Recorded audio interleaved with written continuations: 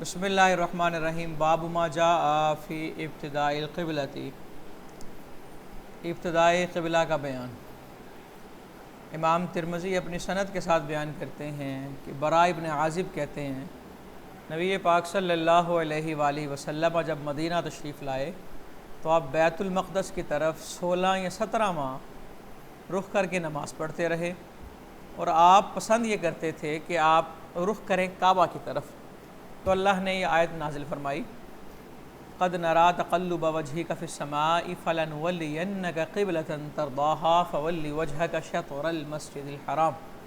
تو آپ نے کعبے کی طرف رخ پھیرا اور آپ اسے پسند کرتے تھے، اور آپ کے ساتھ ایک شخص نے عصر کی نماز پڑھی جب تحویل قبلہ ہوا، پھر وہ انصار کی قوم کے پاس سے گزرا درا حالے کہ وہ نماز عصر کے رکوع میں تھے، اور انہوں نے ابھی تک بیت المقدس کی طرف منہ کیا تھا۔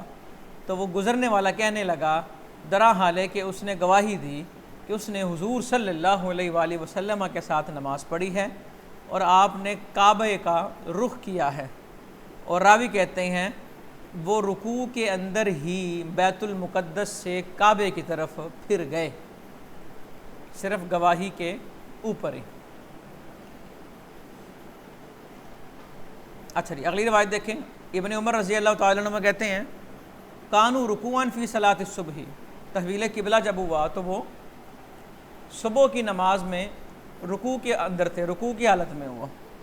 چند مسائل قابل توجہ ہے۔ نمبر 1، تحویل قبلہ کتنی مرتبہ ہوا؟ ایک موقف یہ ہے تحویل قبلہ 2 مرتبہ ہوا۔ ہجرت سے پہلے بیت اللہ کی طرف ہی منہ کر کے نماز پڑھی جاتی تھی۔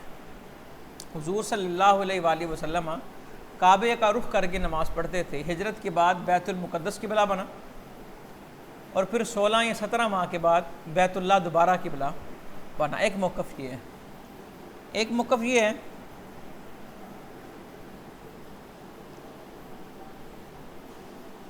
تحویل قبلہ ایک ہی مرتبہ ہوا، اور وہ ہجرت کے بعد ہوا 16 یا 17 ماہ کے بعد۔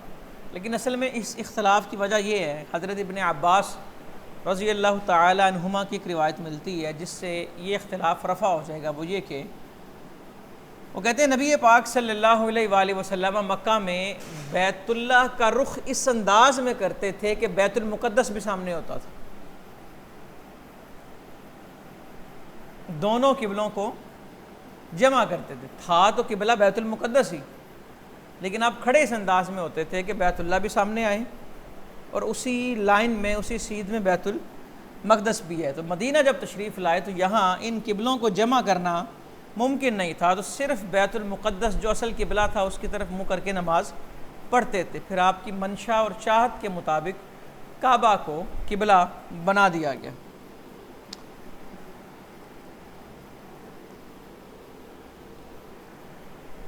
اچھا، تیسرا مسئلہ، انصار کو اس واقعے کی خبر دینے والے کا نام کیا ہے؟ نام عباد ہے ان کا، عباد، لیکن اختلاف یہ ہے یہ عباد کون سے ہیں؟ ابن بشر ہیں، ابن نحیک ہیں، یا ابن وہیب ہیں؟ تو تینوں طرح کے اقوال موجود ہیں۔ تیسرا مسئلہ یہ ہے کہ ایک روایت سے پتہ لگتا ہے تحویل قبلہ الی الکعبہ یہ نماز ظہر میں ہوا، ایک روایت سے پتہ لگتا ہے نماز عصر میں ہوا، اور یہ روایت بتا رہی ہے نماز فجر میں ہوا۔ تو ظاہراً تو ان تینوں روایتوں کے اندر تو تعارض ہے، لیکن تطبیق یہ ہے نبی پاک صلی اللہ علیہ وآلہ وسلم نے پہلی نماز الی الکعبہ مسجد سلمہ میں ظہر کی ادا کی، اور مسجد نبوی میں پہلی نماز الی الکعبہ عصر کی ادا کی، اور اہل قباء نے پہلی نماز الی الکعبہ نماز فجر ادا کی۔ تو در حقیقت یہ 3 روایات 3 مختلف واقعات کو بیان کر رہی ہے، تو لہٰذا اس کے اندر تعارض نہیں ہے۔ چوتھا مسئلہ، اشتباہ قبلہ، قبلہ مشتبہ ہو جائے تو کیا کیا جائے گا؟ تحری کرے گا، ظن غالب کے مطابق عمل کرے گا۔ ظن غالب کے مطابق انسان نے کہا یہاں قبلہ ہے، قبلہ مشتبہ تبھی ہوگا نا جب سورج پتہ نہ لگے کس رخ پہ نکلا ہوا ہے، بادل اتنے زیادہ آ جائیں یا اور کوئی وجہ آ جائے، تو وہ تحریک کی، اس نے نماز پڑھ لی، اب نماز کے بعد پتہ لگا کہ اس نے قبلہ سے ہٹ کر نماز پڑھی ہے، تو ائمہ ثلاثہ کہتے ہیں اگر تو اس نے تحریک کی تھی تو اب اعادہ واجب نہیں ہے۔ امام شافعی کہتے ہیں اگر بعد میں پتہ لگا کہ اس نے قبلے سے ہٹ کے نماز پڑھی ہے تو اب اعادہ واجب ہے، اب نماز کو وہ لوٹائے گا۔ پانچواں مسئلہ یہ ڈسکس ہے، استقبال قبلہ کا حکم کیا ہے؟ قبلے کی طرف رخ کرنے کا، استقبال قبلہ واجب ہے۔ قرآن پاک میں آیا فَوَلُّوا وُجُوهَكُمْ شَطْرَ الْمَسْجِدِ الْحَرَامِ، امر کا صیغہ، امر وجوب کے لیے، لیکن اعتراض یہ ہے وہیں قرآن میں آیا فَأَيْنَمَا تُوَلُّوا فَثَمَّ وَجْهُ اللَّهِ، جہاں بھی تم رخ کرو گے وہاں اللہ ہے۔ تب اس سے پتہ لگتا ہے استقبال قبلہ ضروری نہیں، اینما تولو سے پتہ لگتا ہے استقبال قبلہ ضروری نہیں، تو ظاہراً تعارض ہے۔ کیا جواب ہے اس کا؟ نمبر 1، فَأَيْنَمَا تُوَلُّوا والی آیت منسوخ ہو چکی ہے فَوَلُّوا وُجُوهَكُمْ سے، جب فَوَلُّوا وُجُوهَكُمْ کا حکم آیا تو اینما تولو والی آیت جو ہے وہ منسوخ ہو گئی۔ دوسرے نمبر پہ فَأَيْنَمَا تُوَلُّوا یہ آیت ان مسافروں کے لیے ہے جن پر قبلہ مشتبہ ہو جائے، تو ان کو کہا ہے تحری کرو اور جہاں بھی رخ کرو گے وہاں اللہ ہے۔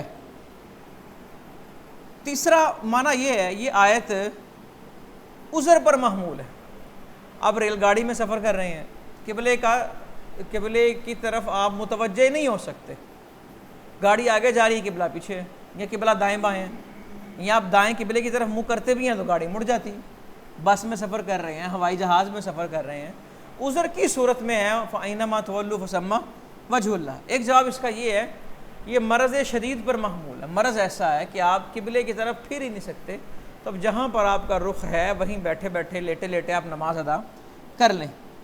ایک معنی اس کا یہ ہے کہ یہ حالت جنگ میں صلاۃ خوف کا مسئلہ ہے، کہ جنگ کی حالت ہو اور صلاۃ الخوف ادا کر رہے ہوں تو فَأَيْنَمَا تُوَلُّوا فَثَمَّ وَجْهُ اللَّهِ، اور یہاں پھر وہی بات کہ یہ جب بادل زیادہ آ جائیں اس وقت، یا تاریکی زیادہ چھا جائے، ستارے نظر نہیں آ رہے، چاند نظر نہیں آ رہا، اس وقت یہ حکم ہے فَأَيْنَمَا تُوَلُّوا فَثَمَّ وَجْهُ اللَّهِ۔ ایک جواب یہ بھی دیا گیا یہ حکم متنفل علی الدابہ کے لیے، جو چوپائے پر نفل ادا کر رہا ہے اس کے لیے ہے کہ وہ نفل پڑھنے کے لیے سواری سے اترے نا، سواری پہ سوار ہو کر ہی وہ نفل ادا کر لے۔ یا پھر بڑا خوبصورت جواب وہ یہ کہ یہ حکم مسجد حرام میں نماز پڑھنے والوں کے لیے، وہاں صفیں گولائی میں بنی ہوتی ہیں نا، کعبہ کے گرد صفیں ہوتی ہیں، کہ جہاں پر بھی تم منہ کرو گے وہاں قبلہ ہے، یعنی کہ وہاں چاروں طرف جو ہے وہ قبلہ ہے۔ کلیئر ہو گیا جی؟ باب ما جاء ما بین المشرق والمغرب قبلہ، مشرق اور مغرب کے درمیان جو ہے وہ قبلہ ہے۔ مدینہ سے جو قبلہ ہے وہ مشرق اور مغرب کے درمیان واقع ہے، ٹھیک ہے، یعنی کہ یہ ساری جگہ قبلے کی شمار ہوگی۔ یہی روایت حضرت ابو سلمہ اور حضرت ابو ہریرہ سے، ما بین المشرق والمغرب قبلۃ، اس سے اگلی روایت بھی اسی طرح، اس سے آگے بھی اسی طرح۔ آگے وہ باب آگے باب ما جاء فی الرجل یصلی لغیر القبلۃ فی الغیم، بادلوں میں آدمی نے غیر قبلہ ہو کے نماز پڑھی، اس کی میں نے وضاحت ساری آپ کے سامنے رکھ دی۔ باب ما جاء فی کراہیت ما یصلی الیہ وفیہ، کس چیز کی طرف نماز مکروہ ہے اور کس چیز میں نماز مکروہ ہے۔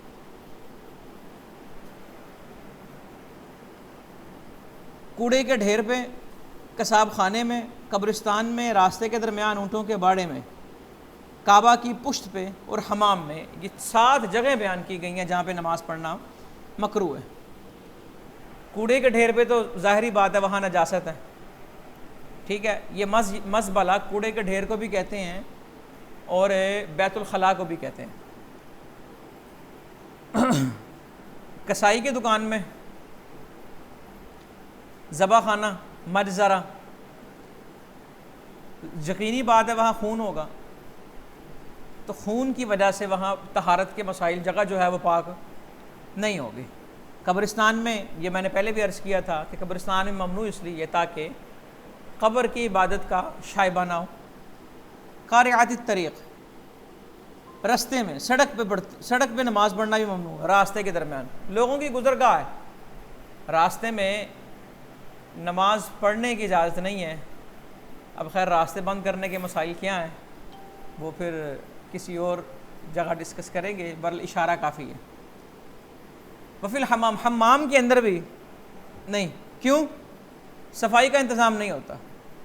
معاطن الابل، اونٹوں کے باڑے میں بھی نماز پڑھنا مکروہ ہے۔ کیا؟ ابھی آتی ہے روایت، ذکر کر لیتے ہیں۔ اونٹوں کے باڑے میں نماز پڑھنا مکروہ ہے، اور کعبۃ اللہ کی پشت پہ نماز پڑھنا یعنی کہ اوپر کعبے کی چھت پہ نماز پڑھنا مکروہ ہے۔ اونٹ کے بارے میں یعنی کہ بکریوں کے باڑے میں نماز جائز ہے،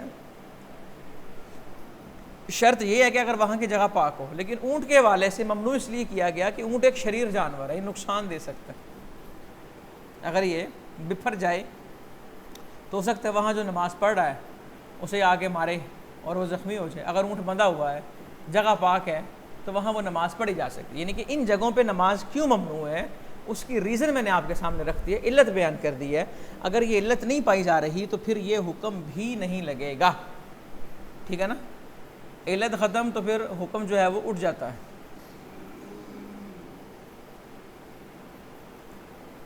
اگلی روایت بھی اسی طرح آپ دیکھیں نا، یہ باب آ گیا فی مرابض الغنم و اعتان الابل، بکریوں کا باڑا اور اونٹوں کا باڑا۔ تو کہا صلوا فی مرابض الغنم ولا تصلوا فی اعتان الابل، بکری ایک شریر جانور نہیں ہے اس لیے کہا صلو، اور اونٹ ایک شریر جانور ہے اس لیے کہا لا تصلوا۔ اگر یقین ہے کہ اونٹ شرارت نہیں کرے گا، پالتو ہے اور وہاں پہ طہارت کے مسائل ہیں، جگہ پاک ہے، صاف ستھری ہے، تو پھر آپ وہاں نماز پڑھ لیں۔ یہاں پہ ایک نتیجے کے پیش نظر کہا گیا، اگر تو اونٹ شریر ہے پھر تو وجوب ہے نا کہ نہ جاؤ ادھر، یعنی کہ مختلف حالات پہ اس امر کا معنی موقوف ہوگا، اور اگر ایسا معاملہ بھی نہیں ہے پھر بھی سنت یہی ہے کہ لا تسلو، اس جگہ پہ نہ جاؤ۔ پھر یہ مسنون کے معنی میں ہے، بکریوں والا جو ہے یہ وجوب، وہ وجوب نہیں، وہ وجوب یعنی کہ واجب تو مسجد کی جماعت ہے نا، بکریوں کے باڑے میں نماز سلو، اگر وہاں ہو نماز کا وقت ہے اور وہاں پڑھنا چاہتے ہو سلو تو پڑھ لینا، صرف اجازت پہ محمول ہے۔ آگے والی روایت بھی اسی طرح، حضور صلی اللہ علیہ وآلہ وسلم کان یصلی فی مرابض الغنم، آپ بکریوں کے باڑے میں نماز پڑھ لیتے۔ چوپائے کے اوپر نماز پڑھنا، حیث ما توجہت بہ، جہاں بھی اس کا رخ ہے وہاں نماز پڑھ لیں۔ تو نفل نماز تو ہو جائے گی، لیکن فرض نماز ایسے اگر مجبوری ہے آپ نے نماز پڑھ لی ہے تو فرض تو ساقط ہو جائے گا، لیکن اس کا اعادہ کرنا ضروری ہے۔ نفلوں کا اعادہ نہیں ہے، آپ ٹرین میں ہے، نماز آپ نے پڑھ لی، فرض ساقط ہو گیا، لیکن جہاں رکے گی وہاں آپ نے اس کا اعادہ کرنا ہے تاکہ واجب بھی ادا ہو جائے۔ ہاں جی پڑھی جا سکتی ہے، بات وہی ہے، فرض ساقط ہوگا۔ بعثنی النبی صلی اللہ علیہ وسلم فی حاجۃ، حضور صلی اللہ علیہ وسلم نے، حضرت جابر کہتے ہیں مجھے کسی کام بھیجا، جب میں آیا تو آپ اپنی سواری پہ نماز ادا کر رہے تھے مشرق کی جانب، اور آپ کا جو سجدہ ہے وہ رکوع سے زیادہ جھکا ہوا تھا، یعنی کہ بیٹھ کے اگر نماز پڑھ رہے ہیں تو پھر رکوع اور سجدے میں فرق یہی ہونا چاہیے کہ سجدے کے اندر جھکاؤ زیادہ ہو، لیکن اگر اشاروں سے نماز پڑھ رہے ہیں پھر کوشش یہ ہو کہ سجدے کا اشارہ ذرا زیادہ جھکا کے کریں اور جو رکوع کا اشارہ ہے وہ اس سے کم جھکائیں۔ باب ما جاء فی الصلاۃ الی الراحلہ،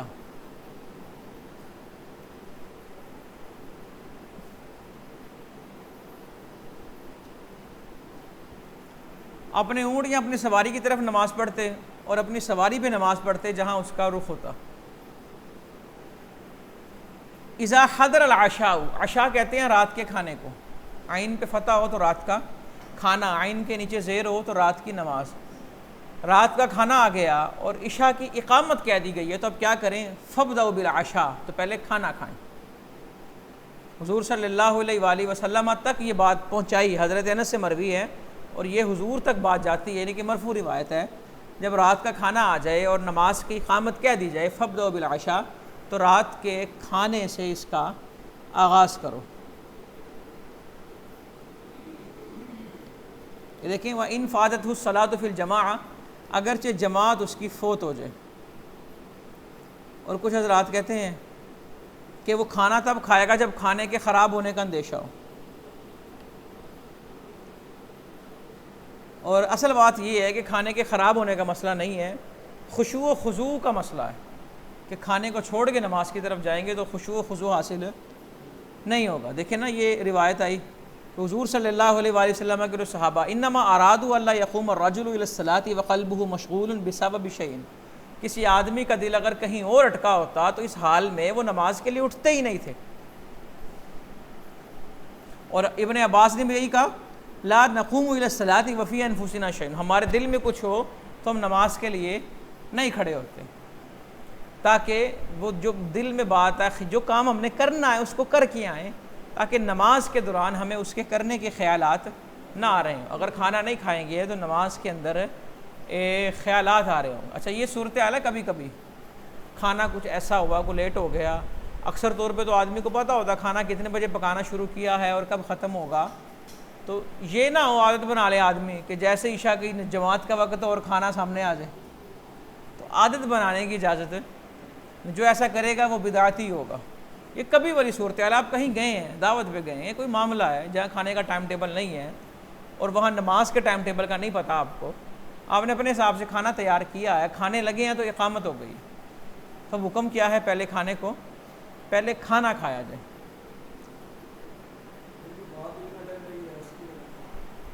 نماز کا خشوع و خضوع، اور یہ حضرت ابن عباس کا اپنا اجتہاد ہے،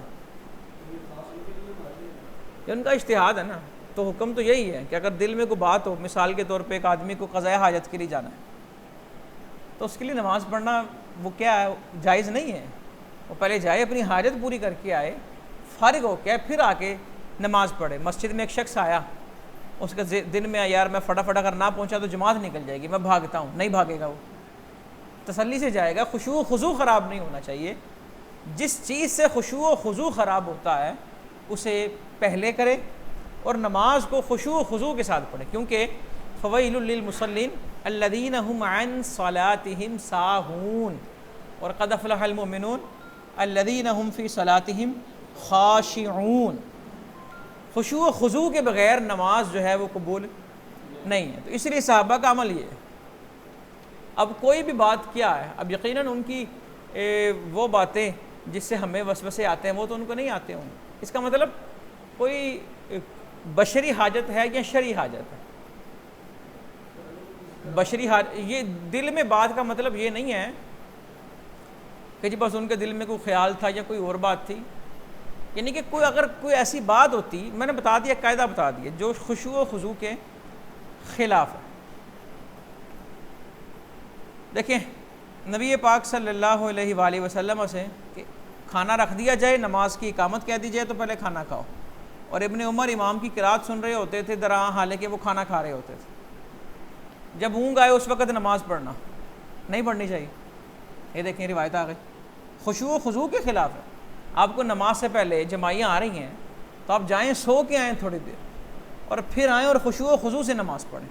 حضور صلی اللہ علیہ وآلہ وسلم نے فرمایا اذا نعس احدکم وهو یصلی، اونگ آ جائے، فلیرقد، وہ لیٹ جائے، حتی یذهب عنہ النوم، جب تک اس کی نیند پوری نہیں ہو جاتی، کیونکہ اگر وہ اونگ کی حالت میں نماز پڑھے گا تو وہ استغفار کرے گا اور اپنے آپ کو گالیاں دے گا، اس کا دھیان سارا اس بات کی طرف ہو جائے گا یار مجھے شرم آنی چاہیے، نماز کے وقت میں انگڑائیاں لے رہا ہوں، یا اپنے آپ کو وہ ملامت کرنا شروع کر دے گا، نماز سے دھیان اس کا ہٹ جائے گا۔ تو پہلے جائے وہ جا کے سوئے، نیند ختم ہو جائے، پھر آئے اور وہ نماز ادا کرے۔ ایک شخص ایک قوم کے پاس جائے، فلا یصلی بہم، انہیں وہ نماز نہ پڑھائے۔ آپ اگر کہیں جاتے ہیں کسی سے مل لیں اور وہ کہتے ہیں جی آپ نماز پڑھائیں، تو بہتر یہی ہے کہ آپ نماز نہ پڑھائیں، اس قوم کا ہی کوئی شخص نماز پڑھائے۔ لیکن اگر وہ خوشی سے کہہ رہا ہے اور اجازت دے رہا ہے اور اس کی خواہش ہے، اہل علاقہ کی خواہش ہے، تو باہر سے آنے والا نماز پڑھا سکتا ہے۔ اس کا مطلب ہے کوئی خود سے جا کے یہ سٹیپ نہ لے کہ نہیں جی میں بہت بڑا عالم ہوں تو میں اس بات کا زیادہ حق رکھتا ہوں، اور جہاں کوئی امام مقرر ہے تو وہاں امامت کا حقدار وہی ہے۔ حضور صلی اللہ علیہ وآلہ وسلم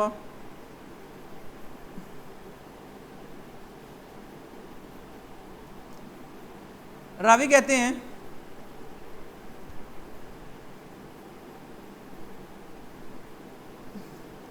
مالک بن حویرث آئے ہمارے مسجد میں، یتحدث، گفتگو جاری تھی، گفتگو فرماتے ہوئے، تو نماز کا وقت آ گیا ایک دن، تو ہم نے ان کو کہا جناب آپ نماز پڑھائیں تقدم۔ انہوں نے کہا تم میں سے کوئی آئے اور میں تمہیں وہ حدیث سناتا ہوں جس کی وجہ سے میں آگے کیوں نہیں ہوا۔ میں نے حضور صلی اللہ علیہ وآلہ وسلم کو فرماتے سنا، من زار قوما فلا یؤمہم ولیؤمہم رجل منہم، جو قوم کے زیارت کرنے جائے تو وہ انہیں نماز نہ پڑھائے، ان کا ہی شخص انہیں نماز پڑھائے۔ اب دیکھیں نا بسا اوقات ہوتا یہ ہے، اس میں بڑی حکمت ہے۔ آپ میں سے کوئی خوش الحان، بہت خوبصورت اس کی آواز ہے، قاری ہے، وہ کسی دوست کے ہاں جائے کہ جناب آپ نماز پڑھا دیں، اب آپ ایک نماز پڑھا تو دیں لیکن اس بیچارے کے لیے مسائل کھڑے ہو جائیں گے۔ اس طرح اور بڑے معاملات ہیں، تو ان ساری چیزوں کو نا دیکھنا پڑتا ہے۔ مکروہ ہے کہ ان یخص الامام نفسہ بالدعاء، امام صرف اپنے لیے دعا کرے اور مقتدیوں کو چھوڑ دے۔ کیا مطلب؟ اس سے یہ ثابت ہوتا ہے کہ دعا کے اندر اگر امام ہے تو جمع کے صیغے استعمال کرنے چاہیے۔ رب جعلنی کی بجائے ربنا جعلنا، اللہم اغفر لی کی بجائے اللہم اغفر لنا،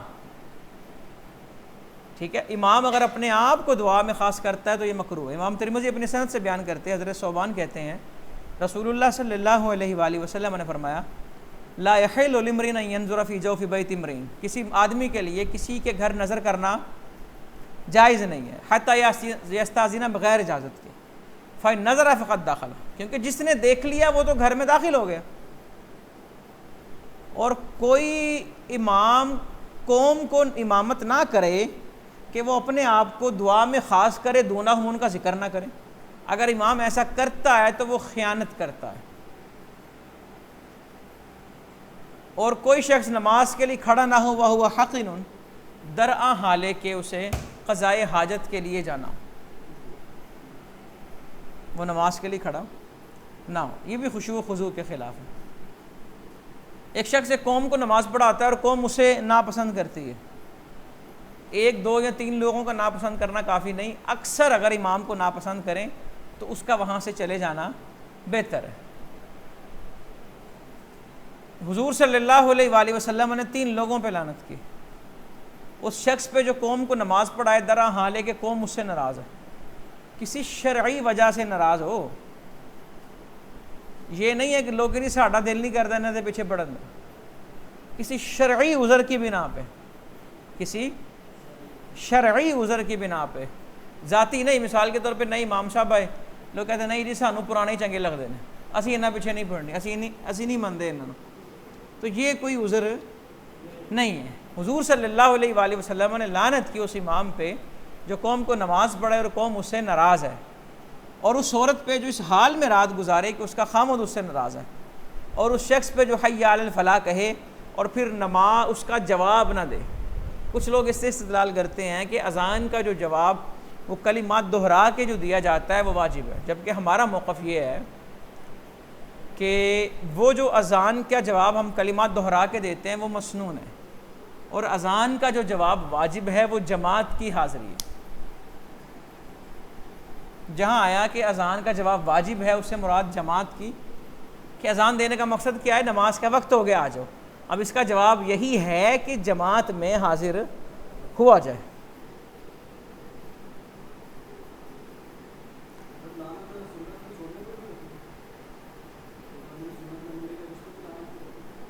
ڈپینڈ کیا جاتا ہے اس نے عمل کیوں نہیں کیا،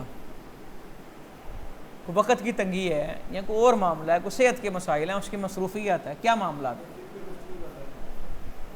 اگر فقہ پڑھا رہا ہے تو حضور صلی اللہ علیہ وآلہ وسلم نے فرمایا جو شخص صرف فرض پڑھ کے دین میں مصروف ہو جائے اس کی مثال ایسے ہے جیسے تم میں سے ادنا ہو اور میں ہوں، جیسے میری فضیلت تم میں سے ادنا پر ہے ویسے ہی اس کی فضیلت تم پہ ہے۔ دیکھا جاتا ہے نا کیوں سنت چھوڑی ہے، کیا معاملہ ہوا ہے، پھر ہی کچھ حکم لگتا ہے۔ لوگوں میں سب سے زیادہ عذاب دو لوگوں کو ہے، وہ عورت جو اپنے خاوند کی نافرمانی کرے، اور قوم کا امام در حال ہے کہ قوم اس سے ناراض ہو۔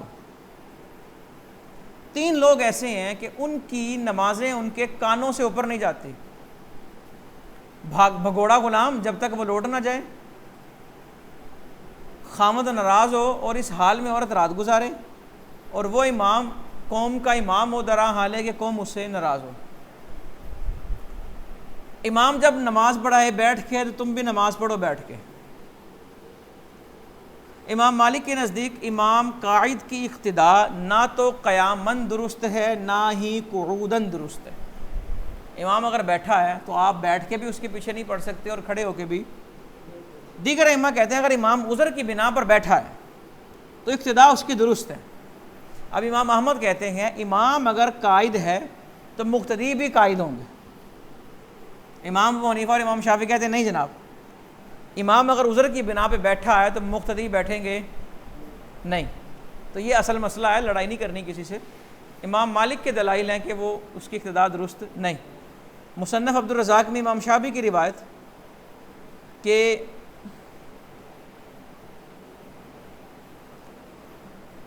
کوئی شخص میرے بعد بیٹھ کر امامت نہ کرائے، اس سے استدلال کرتے ہیں امام مالک۔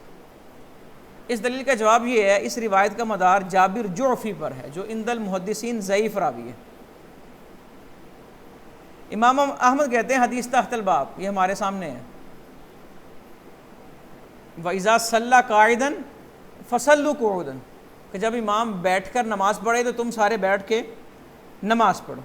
امام صاحب اور امام شافعی کے دلائل، اللہ نے فرمایا وَقُومُوا لِلَّهِ قَانِتِينَ، قرآن میں نا قیام کو اللہ نے فرض قرار دیا، لہٰذا بغیر عذر کے انسان نہیں بیٹھ سکتا، عذر کی صورت میں بیٹھنے کی اجازت۔ اور دوسری دلیل احناف اور شوافع کی بڑی جاندار دلیل کہ مرض الوفات کا واقعہ حضور صلی اللہ علیہ وآلہ وسلم نے آخری مرتبہ جو نماز ادا کی وہ آپ نے بیٹھ کر پڑھائی اور آپ کے مقتدیوں نے نماز وہ کھڑے ہو کے پڑھی۔ تو اس واقعے سے حدیث تحت الباب ہم کہیں گے یہ منسوخ ہو چکی ہے، حدیث تحت الباب منسوخ۔ اور امام مالک کی دلیل کا ایک جواب ہم اور دیں گے اس مرض الوفات کے واقعے سے، وہ یہ کہ آپ نے فرمایا کہ میرے بعد کوئی بیٹھ کے نماز اس حال میں نہ پڑھائے کہ مقتدی بھی بیٹھے۔ عبارت محذوف ہوگی نا، مقتدی بھی، اب مقتدی اگر کھڑے ہیں تو وہ بیٹھ کے نماز پڑھا لے۔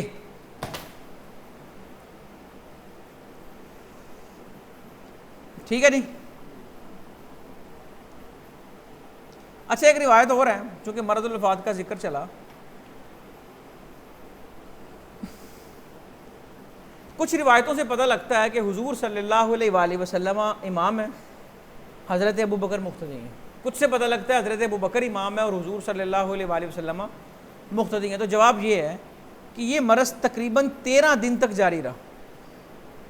اب اس دوران کبھی آپ صلی اللہ علیہ وآلہ وسلم امام ہوتے تھے اور کبھی آپ رضی اللہ تعالی عنہ امام ہوتے تھے۔ تو مختلف واقعات کی وجہ سے مختلف طرح کی روایات ہمیں ملتی ہیں۔ دیکھیں حدیث تحت الباب، حضور صلی اللہ علیہ وآلہ وسلم خر رسول اللہ عن فرس، گھوڑے پہ سوار تھے تو نیچے تشریف لے آئے، فجوحشا، زخمی ہو گئے، تو آپ نے نماز پڑھائی ہمیں بیٹھ کے، ہم نے بیٹھ کے نماز پڑھی۔ پھر آپ جب سلام پھیرا تو آپ نے کہا امام جو ہے، انما الامام کہا یا انما جعل الامام کہا، امام اس لیے ہے تاکہ اس کی اقتداء کی جائے، جب تکبیر کہے تو تکبیر کہو، رکوع کرے تو رکوع کرو، اٹھے تو اٹھو، سمیع اللہ لمن حمیدہ کہے تو ربنا ولک الحمد کہو، سجدہ کرے تو سجدہ کرو، بیٹھ کے نماز پڑھے تو تم بھی بیٹھ کے نماز پڑھو۔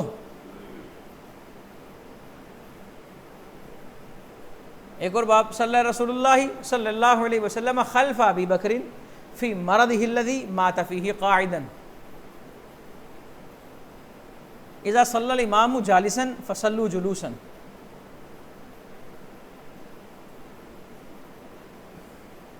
خرج فی مرضه وابو بکر یصلی بالناس فصلی الی جنب ابی بکر والناس یأتمون بابی بکر وابو بکر یأتم بالنبی، کہ لوگ حضرت ابو بکر کی اقتداء کر رہے تھے اور حضرت ابو بکر رضی اللہ تعالیٰ عنہ حضور صلی اللہ علیہ وآلہ وسلم کی اقتداء کر رہے تھے.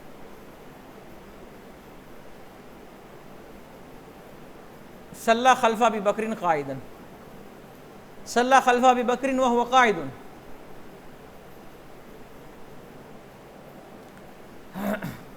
صلی اللہ فی مرضه، صلی رسول اللہ صلی اللہ علیہ وسلم فی مرض خلف ابی بکر قائدا فی ثوب متوشحا بہ، ایک کپڑے میں لپٹے ہوئے تھے اور آپ نے حضرت ابو بکر کے پیچھے بیٹھ کے نماز ادا کی.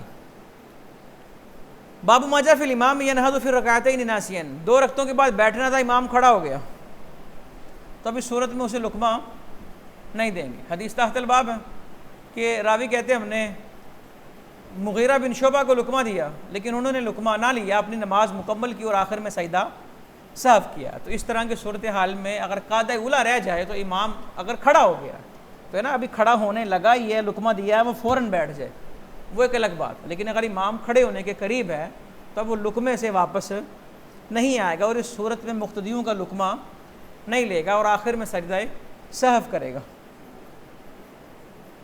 اور یہاں پہ انہوں نے راوی نے پیچھے سے لوگوں نے تسبیح بیان کی.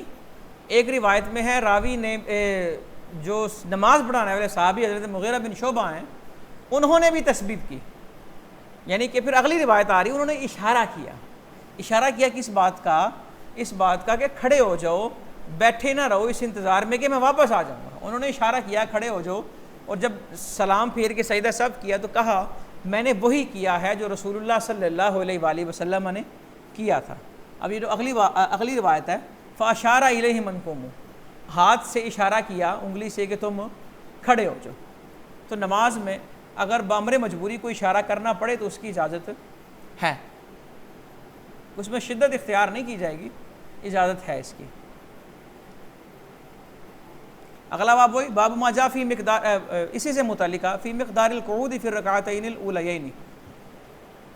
پہلا جو قاعدہ ہے اس کی مقدار کتنی ہونی چاہیے، زیادہ لمبا نہیں کرنا چاہیے اسے.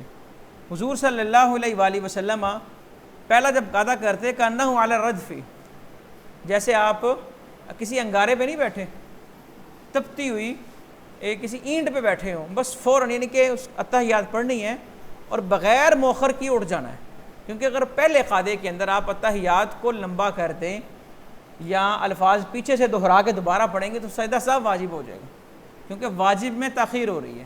اتحیات کے فوراً بعد للہ کہنا واجب ہے اور اس کے فوراً بعد والصلوات کہنا، ایک کے بعد دوسرا لفظ فوراً کہنا واجب ہے. اگر بھول گئے پیچھے سے ملا کے دوبارہ پڑھا تو سجدہ سہو واجب ہو جائے گا.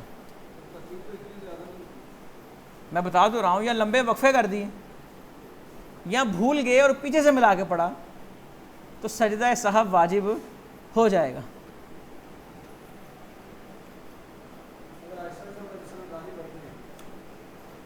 آہستہ تیز پڑھنے کی بات نہیں ہو رہی، متصل پڑھنے کی بات ہو رہی ہے.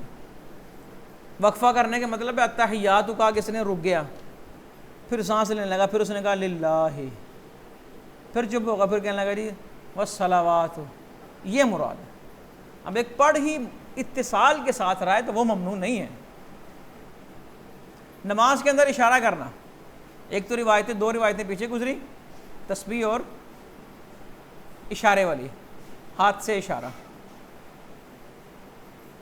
راوی کہتے ہیں میں نبی پاک صلی اللہ علیہ وآلہ وسلم کے پاس سے گزرا، آپ نماز پڑھا رہے تھے تو میں نے سلام کر دیا آپ کو، فرض الیہ اشارہ، تو آپ نے اشارے سے مجھے سلام کا جواب دیا. ان روایتوں سے وہ اہل حرم یا جو عربی لوگ ہیں نا وہ بڑا استدلال کرتے ہیں. وہ نماز فون بھی سن لیتے ہیں، کہہ دیتے ہیں انا فی الصلاۃ، یا اس کو نکال کے بند کر کے جیب میں رکھ لیتے ہیں. تو ہمارے ہاں نماز کے اندر اشارہ جو عمل قلیل ہو وہ جائز ہے، عمل کثیر والا جائز نہیں ہے. اس اشارے سے ہم کہتے ہیں وہ اشارہ مراد نہیں جو سمجھ رہا ہے. مثال کے طور پہ ایک سلام کے جواب میں یوں اشارہ کیا جاتا ہے، یہ مراد نہیں ہے. وہ اشارہ مراد نہیں ہے جو نماز کے معنی ہے. اور جو عمل کثیر میں آتا ہے وہ مراد نہیں، یہ عمل قلیل کی بات ہو رہی ہے۔ حضرت بلال کو کہا، ابن عمر کہتے ہیں میں نے کہ حضور صلی اللہ علیہ وسلم جب نماز میں آپ کو کچھ سلام کرتا تو کیسے جواب دیتے؟ تو کہا یشیر بیدہ، وہ نماز اپنے ہاتھ سے اشارہ کرتے تھے، اپنے ہاتھ سے اشارہ کرتے تھے۔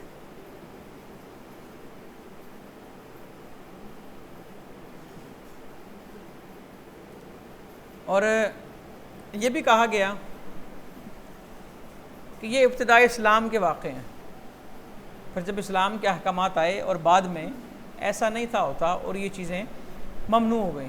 یہ چیزیں ابتدائی اسلام کی بات ہے، بعد کی بات نہیں ہے۔ ابتدائی اسلام کی بعد میں دیکھو نا، سترے کے مسائل، سترہ رکھنا ہے، آگے سے گزرتا کوئی نہیں ہے، تو آگے سے گزرتا کوئی نہیں ہے، سترہ ہوتا ہے تو کجا کوئی آگے سلام کرتا ہوگا آگے، یہ پہلے والی باتیں ہیں، ٹھیک ہے۔